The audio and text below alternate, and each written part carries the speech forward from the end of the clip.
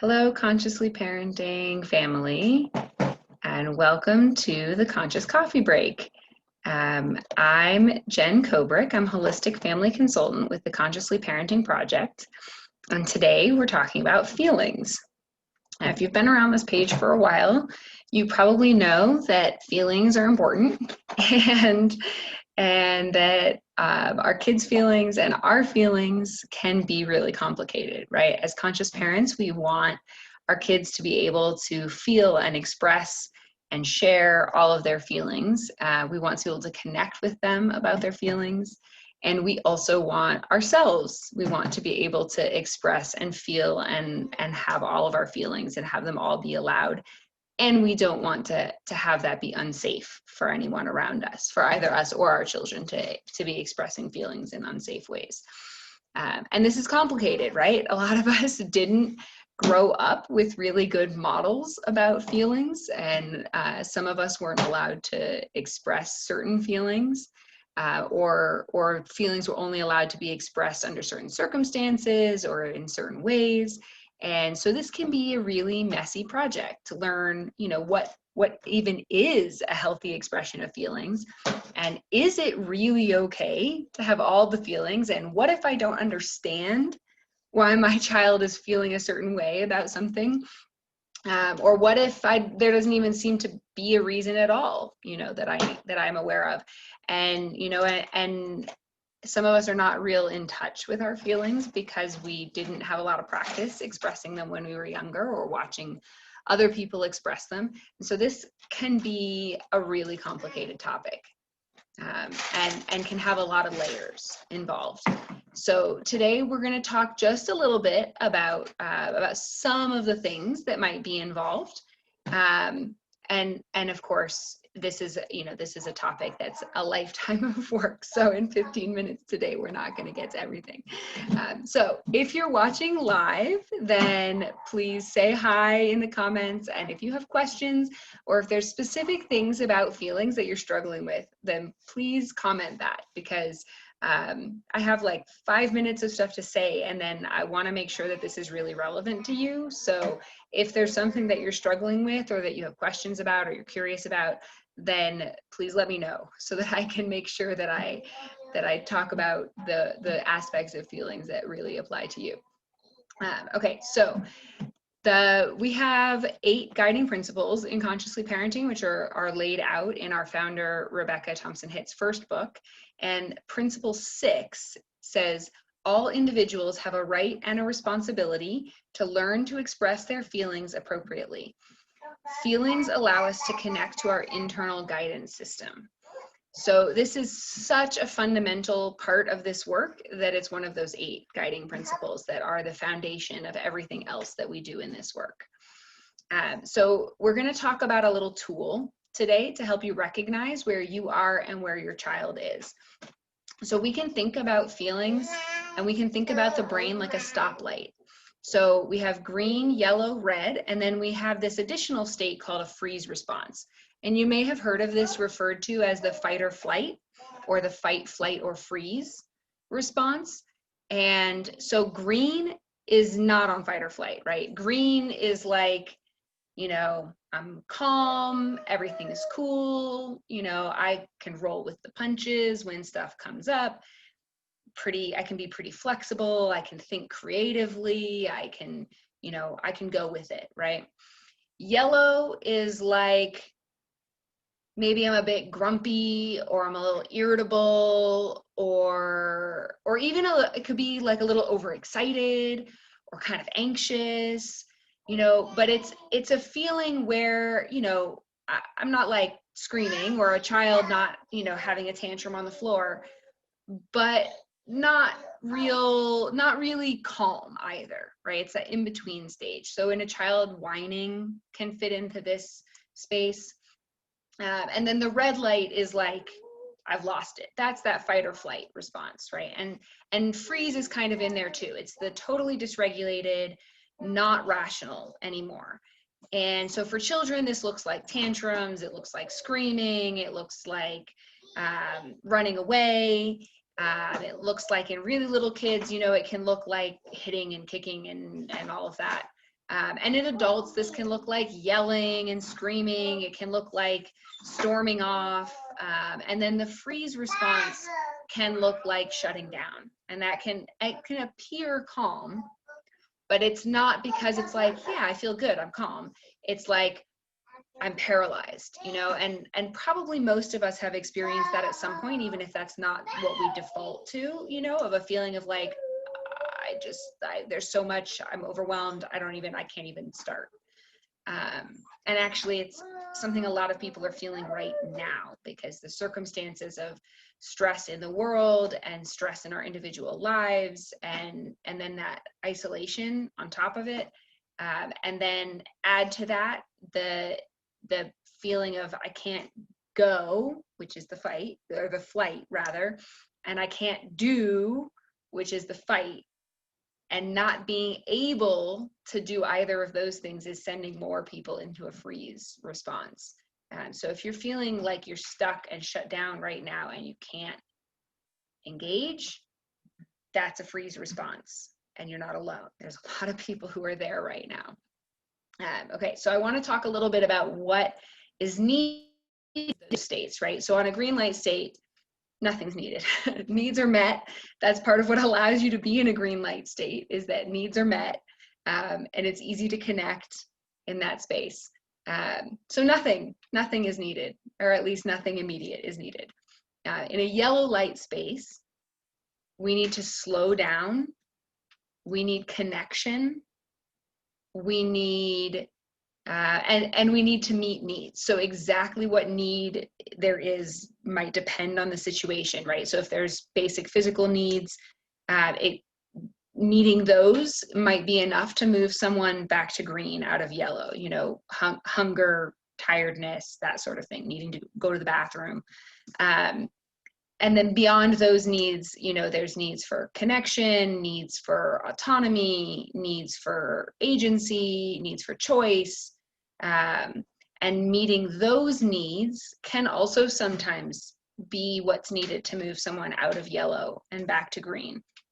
And then there may be a need specifically relating to the situation. If someone's feeling frustrated or angry or sad or really excited, then they may need an appropriate outlet for those, or they may need someone to connect with that feeling and listen and co-regulate, which is where we regulate together instead of sending someone off to be by themselves to try to calm down. So the calm, warm, loving, accepting presence can be what's needed to help somebody regulate in that space, in that yellow light space. But slow and connection are the biggest things. Slowing down and connecting makes room to find out what else might be needed in that moment. And then on the red light state, in a red light state, someone isn't in their thinking mind at all. So lectures are not going to land. Logic is not going to land. Conversations not going to land. Solutions aren't even going to land. Even if it seems like something with a really obvious solution, it's not going to go in when someone's on a red light state. My daughter's here too, and she's on a yellow light right now. Yes, you are. What do you need, baby?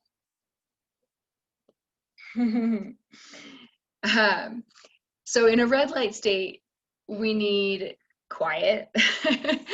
We still need connection, but connection in a red light state looks much less active on the part of the more regulated person. So connection in a red light state looks like calmly holding space and keeping body safe while allowing space for the feelings. So it looks like stopping a child from bashing their head against the wall by, gently placing a hand, or gently blocking limbs in a tantrum.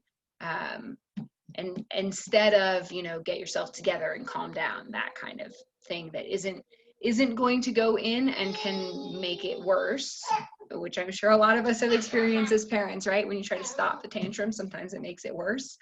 because what someone really needs in that red light state is the space to feel their feelings, to move the energy in their body that's been mobilized. If you think about this from a survival perspective, that energy is intended to mobilize in a situation where we need to fight or flee for our own survival. And so our body is mobilizing massive amounts of energy into our limbs to allow us to do that. And if that energy can't go anywhere, then it gets stuck. And then we get into a freeze response. And then we get into all of these long-term stress health problems that we see from repeatedly internalizing that instead of allowing that to move. So, going for a run, bouncing on a trampoline, whacking a pillow, things that move the body, gross motor movements are really good ways to move through some of that fight or flight energy.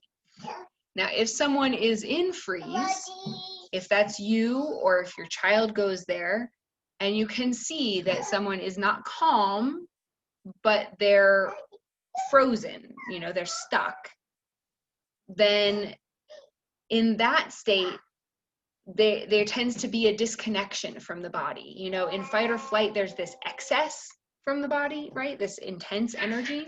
In a freeze, it can be hard to move at all.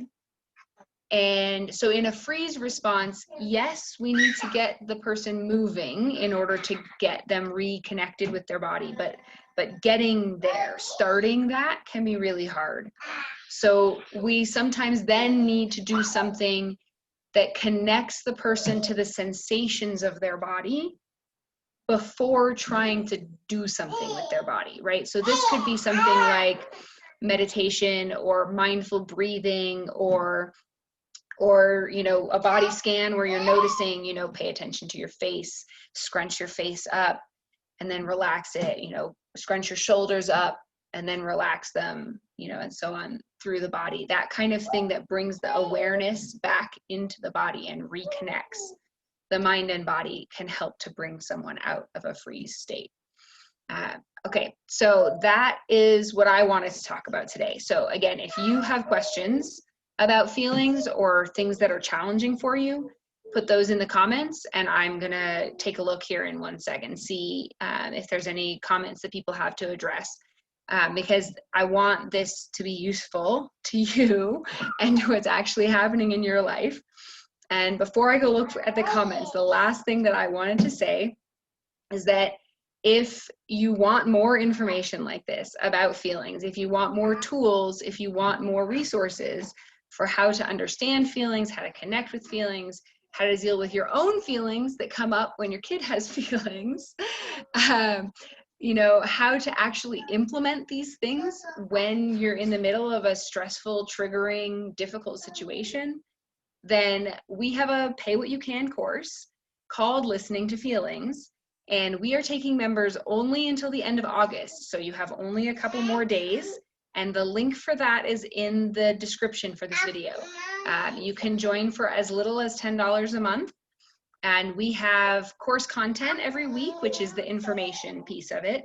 And that comes directly from our founder, from Rebecca Thompson-Hitt. And then we also have live calls. We have Healing Story Circles, which is a great space for you to process what's coming up for you and get some reflection and some space to think about things from another perspective without judgment, without someone trying to tell you what to do or how to solve something. Because we trust that with space to process, you will find the right solution for your family. And then we also have Q&A calls, which again, those are with our founder. So you get a chance to really connect and pick the brain of Rebecca herself. And then I'm starting something new. I'm going to be doing some live videos that are only for members. Those will be longer videos with a lot of space for you to ask questions and to work through things. And those will be recorded as well. So if you're not on Facebook often, you can access them there. But if you joined our book club in the free group, it'll be more like those, where it'll be, around an hour, and it'll be on a topic that's chosen by the members of the paid group. And it'll be with a lot of back and forth and really making sure that we address the challenges that you're having in your life. And we're also available in between all these calls, you know, to answer questions and provide feedback and give you an opportunity to share what's happening and to hear from other parents who are parenting from a similar mindset. So you know that what you're going to hear is going to be supportive of the parenting style that you're trying to implement in your family. So if all of that sounds like it would be really good, like I said, the courses pay what you can, and we really want this to be accessible and to be helpful in making the changes you want to see in your family. So again, that closes on August 31st, and it will not open again until next year. And when it does, it's likely the price will be higher. So if you want to join us and lock in that $10, or I think it's 10, 17, 27, or 37, if you want to lock in your rate for life or as long as it's useful, then go join us. All right, and let me see what we have in the comments. From Star says, thank you. My 11-year-old daughter will get upset and start clawing at her face or arms. How can I help her move past this, especially when she does something that is a mistake or something she's struggling to learn? So it sounds like I mean, she's clearly in a fight or flight response there. And, you know, instead of directing it at you, she's directing it at herself. And so I'm curious about what she needs in those moments. You know, I'm curious about what she's feeling and what she's needing, and how you can connect with her and hear her experience. If mistakes or something that she's struggling with is a trigger, then it sounds like maybe frustration, or maybe there's a story about whether she'll ever be able to get it or something like that going on. So yeah, if you can connect with her and hear her experience, then that may help her to regulate in those moments. And also, you can not in the moment when she's dysregulated and she's not, you know, like I said, she's not going to be in a rational place where she can hear you know, when you feel this way, you can do this instead. That's not going to go in when she's in that red light state. But when she's not, you might be able to have some conversations about, you know, it seems like you might have been feeling like this, and that's okay to feel that way. Everybody feels that way sometimes. It's normal to feel that way. And, you know, here are some other ways, other tools that could be a different way of handling that feeling. And then the last thing that might be helpful is to look for the yellow light.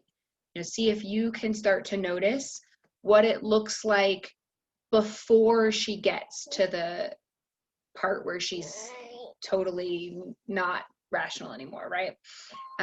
Because ideally that's the place to connect before she's all the way onto the red light.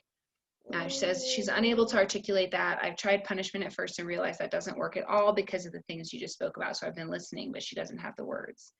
And that's actually really common, you know, especially in that red light state. You know, in that red light state, we're all the way back in what we call the lizard brain. You know, we're in this non-rational, totally instinctive part of our brains. So there's not language there, you know. I mean, that comes from a time before we evolved the ability to talk. So it's really common not to be able to articulate it in that moment. And it's sometimes, and this is something that we go into a lot more in the membership groups because it's a longer, there's a lot of pieces. Like I said, there's a lot of layers with feelings. But sometimes when a child is not verbal, it can be an indication that there's a pattern that goes back to when they were not yet verbal. So we can sometimes see a regression where a person acts much younger than their chronological age.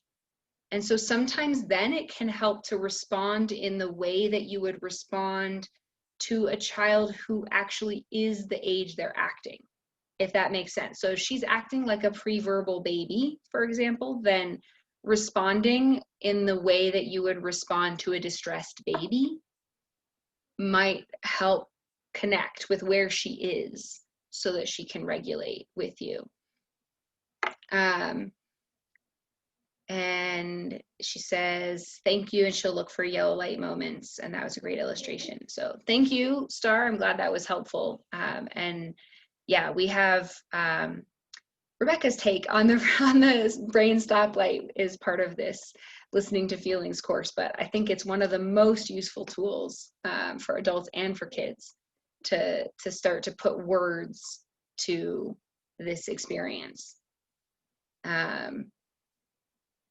And okay, and there were some difficult experiences in her early life. So yeah, and that's a common pattern to see when, you know, when a child who's older is having these experiences where it seems like they're regressing when they're dysregulated.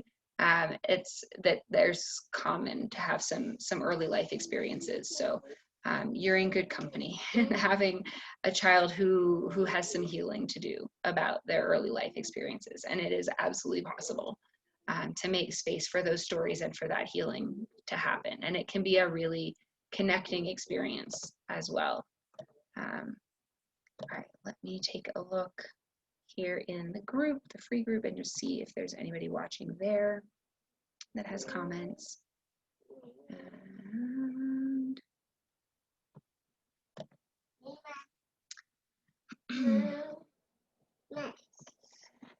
let's see, okay. I am not seeing comments anywhere else. So if you're watching this later and you have questions or anything, then please feel free to add them to the comments and I'll get a notification and I'll come back and look at them again. I will see you next week as well. And I look forward to talking to you again, and have a great week.